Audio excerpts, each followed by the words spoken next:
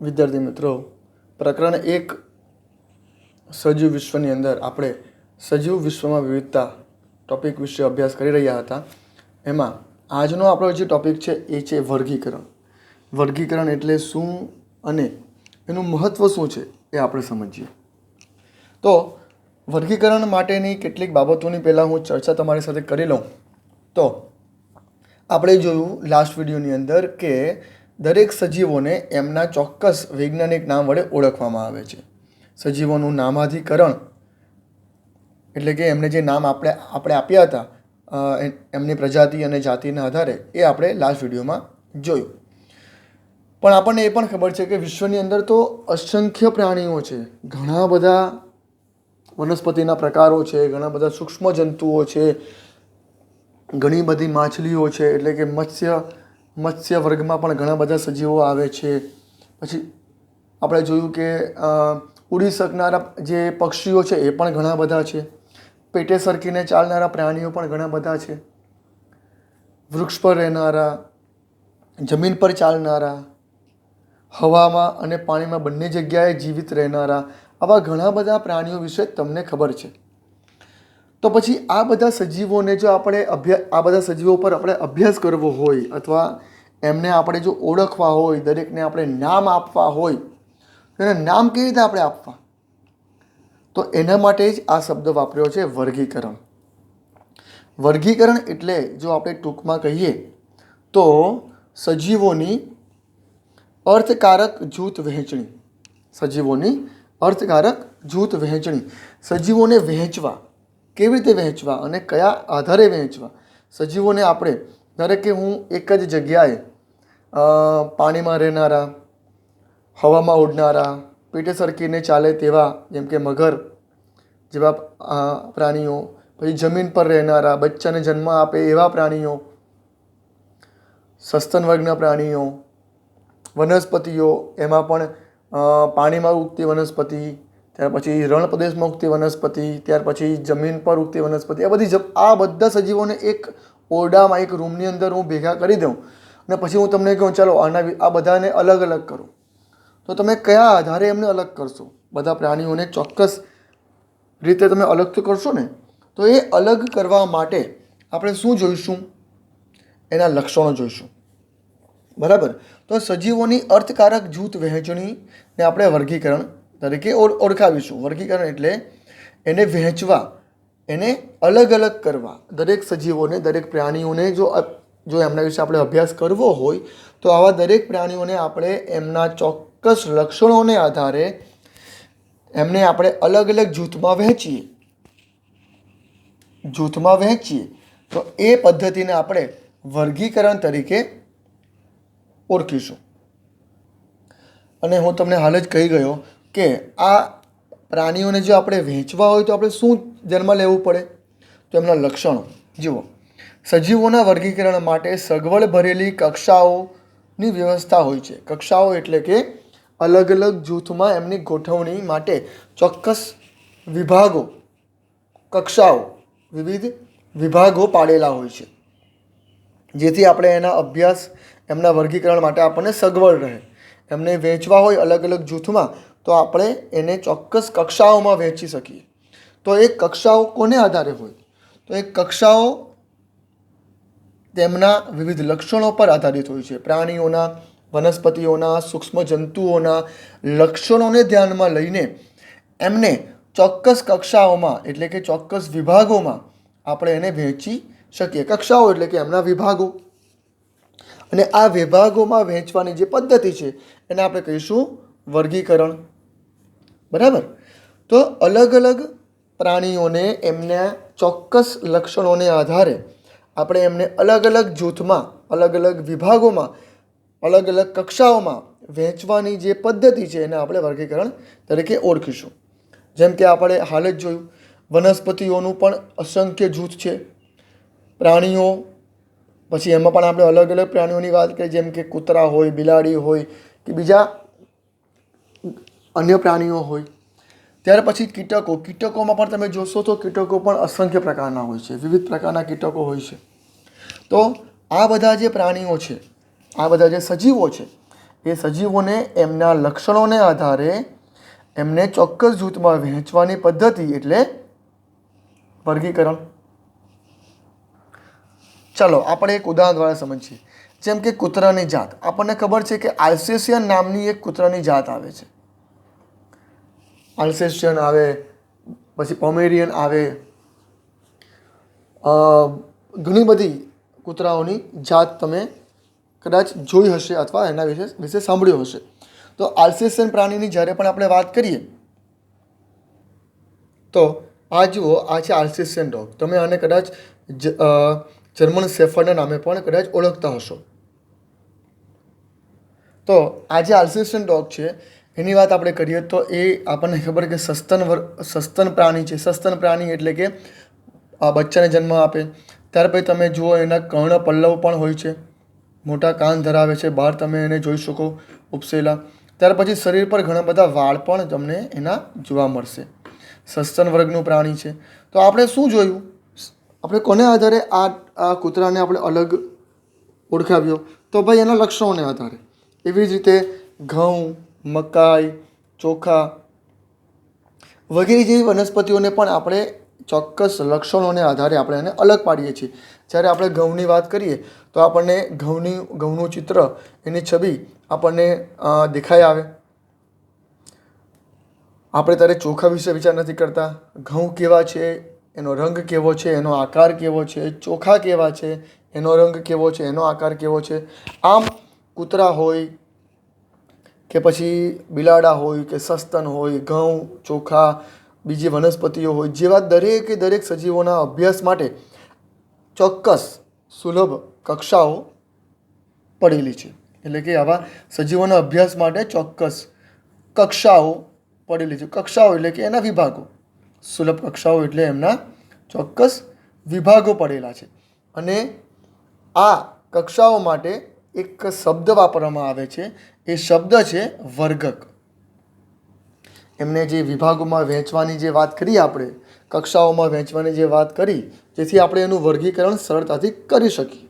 તો એક કક્ષાઓ માટે એક વૈજ્ઞાનિક શબ્દ વાપર્યો છે વર્ગક. અંગ્રેજીમાં એને ટેક્સા, TAXA, ટેક્સા તરીકે પણ એને ઓળખાય, વર્ગક તરીકે ઓળખાય. આ શબ્દ એના માટે, કક્ષાઓ માટે, એના વિભાગો માટે આ શબ્દ વપરાય.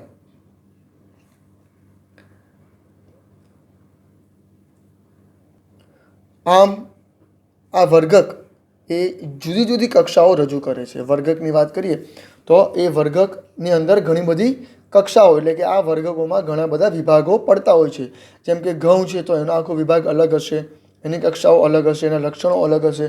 આપણને એ પણ ખબર છે કે ઘઉંમાં પણ અલગ અલગ જાતો હોય છે. એટલે ઘઉંની પણ વર્ગક એક શબ્દ છે. અને એની અંદર વર્ગક એક મુખ્ય ઘટક તરીકે આપણે લઈએ. અને એની અંદર નાની નાની બીજી કક્ષાઓ હોય છે. જેમ કે ઘઉંની અલગ અલગ કક્ષાઓ છે. સસ્તન એક વર્ગક છે. સસ્તનમાં પણ અલગ અલગ પ્રકારના પ્રાણીઓ હોય છે.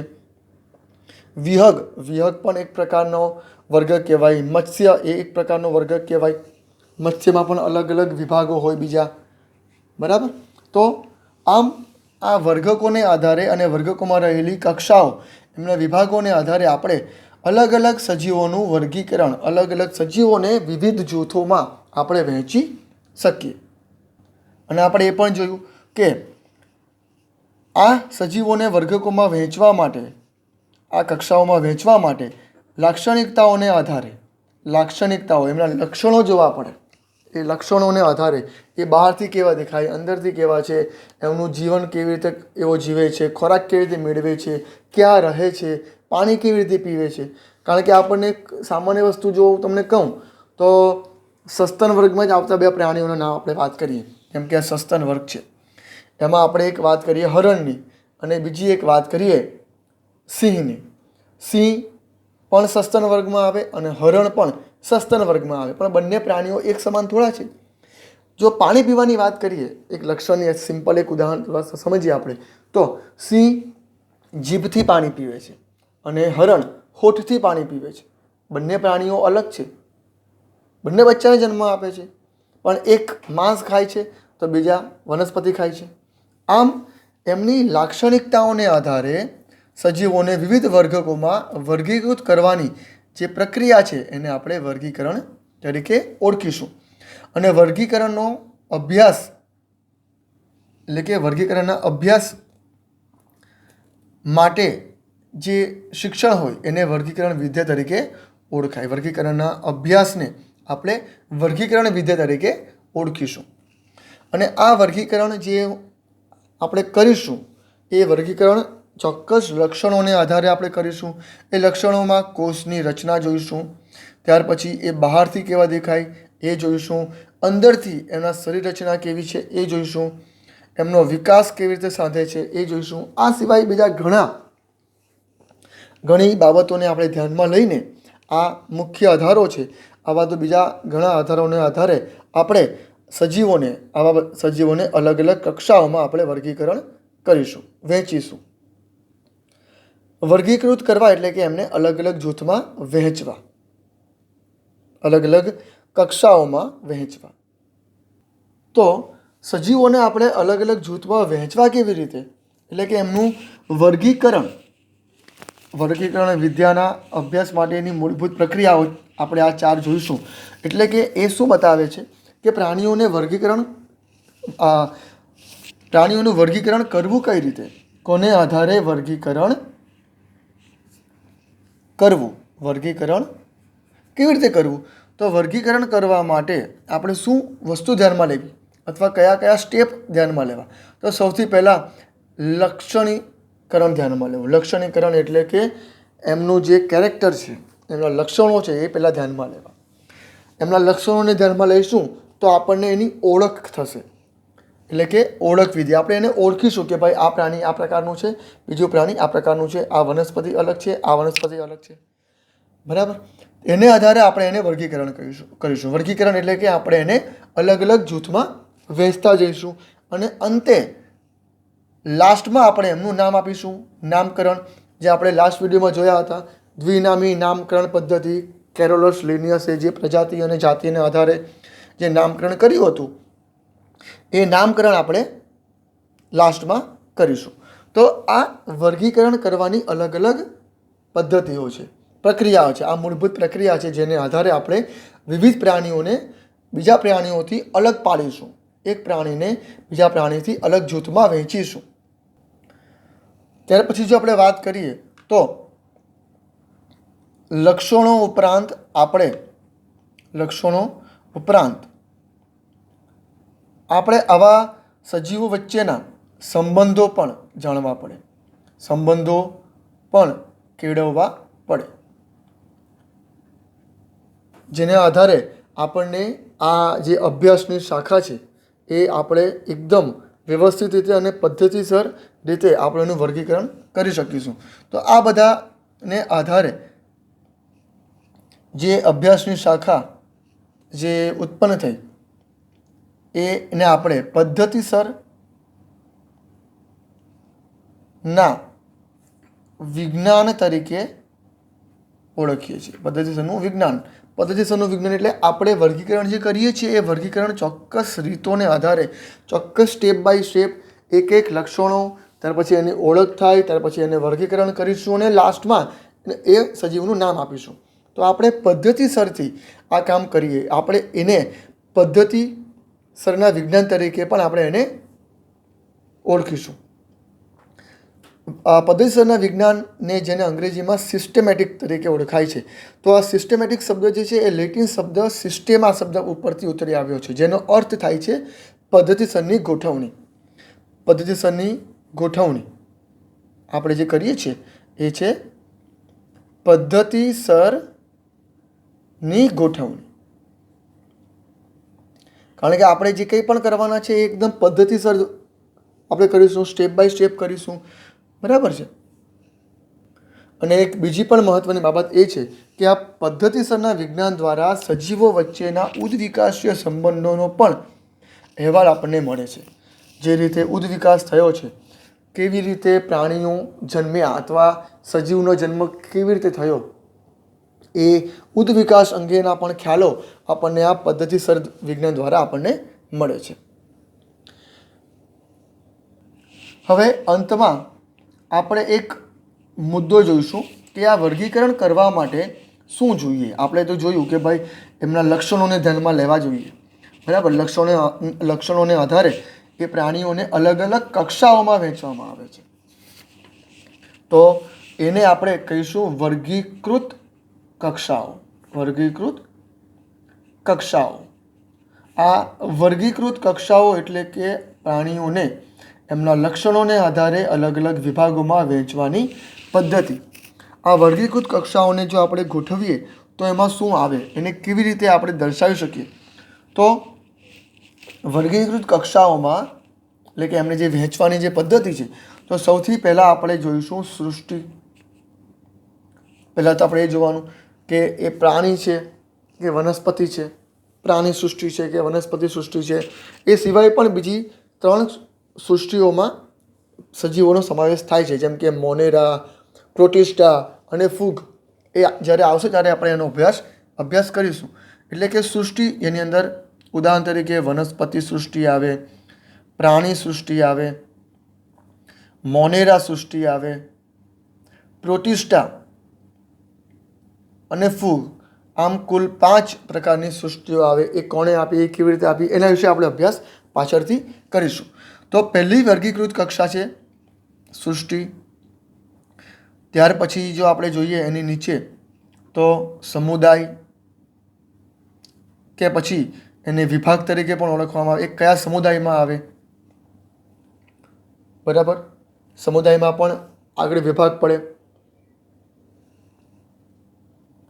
આનો અભ્યાસ તમે કદાચ ધોરણ 9ની અંદર કરી ગયા હશો. સંધિપાત સમુદાય, નુપૂરક સમુદાય, બરાબર. આવા સમુદાયો વિશે તમે ભણ્યા હશો. તો એ સમુદાય આવે. જો એ પ્રાણી હશે તો પછી એ કયા સમુદાયમાં આવતું પ્રાણી છે એ જોવામાં આવે.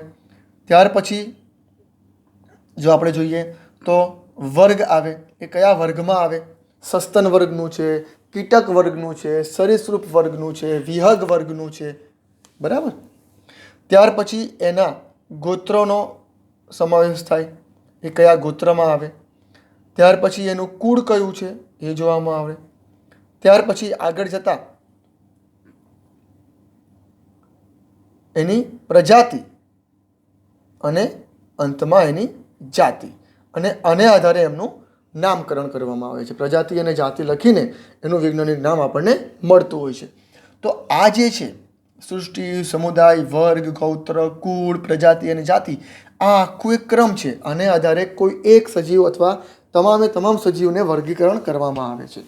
આ એ કક્ષાઓ છે, આ એ વિભાગો છે, જેને આધારે આપણને એમના લક્ષણોને અલગ અલગ જૂથમાં વહેંચવાની તક મળશે. આ એ કહેવાય ને વર્ગકો અથવા એની વર્ગકોની કક્ષાઓ છે કે જેને આધારે આપણે દરેક સજીવોને બીજા પ્રાણીઓથી, બીજા સજીવોથી અલગ કરી શકીશું. તો હવે આપણે આ વર્ગીકૃત કક્ષાઓ વિશે આના પછીના વિડીયોની અંદર અભ્યાસ કરીશું કે સૃષ્ટિ શું છે, સમુદાય શું છે, વર્ગ શું છે, ગોત્ર, કુળ, પ્રજાતિ, જાતિ આ શું છે, એના વિશે અભ્યાસ આપણે આના પછીના વિડીયોમાં કરીશું. Thank you.